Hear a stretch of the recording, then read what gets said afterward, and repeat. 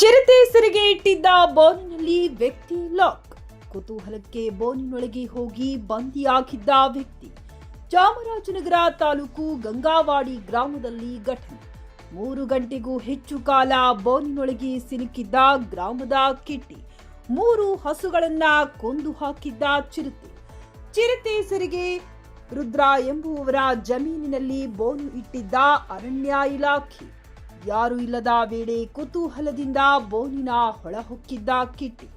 ಈ ವೇಳೆ ಆಟೋಮೆಟಿಕ್ ಆಗಿ ಮುಚ್ಚಿಕೊಂಡ ಬೋನಿನ ಬಾಗಿಲು. ಬೋನಿನೊಳಗೆ ಬಂದಿಯಾಗಿ ಪೇಚಿಗೆ ಸಿಲುಕಿದ ಕಿಟ್ಟಿ. ಬೋನಿನ ಬಾಗಿಲು ತೆರೆಯಲು ಯತ್ನಿಸಿ ವಿಫಲ. ಬಳಿಕ ಕಾಪಾಡಿ ಕಾಪಾಡಿ ಎಂದು ಕೂಗಿಕೊಂಡ ಕಿಟ್ಟಿ. ಕಿಟ್ಟಿಯ ಚೀರಾಟ ಕೇಳಿ ಸ್ಥಳಕ್ಕೆ ಬಂದು ಕಿಟ್ಟಿಯನ್ನ ಬಂಧ ಮುಕ್ತಗೊಳಿಸಿದ ರೈತರು.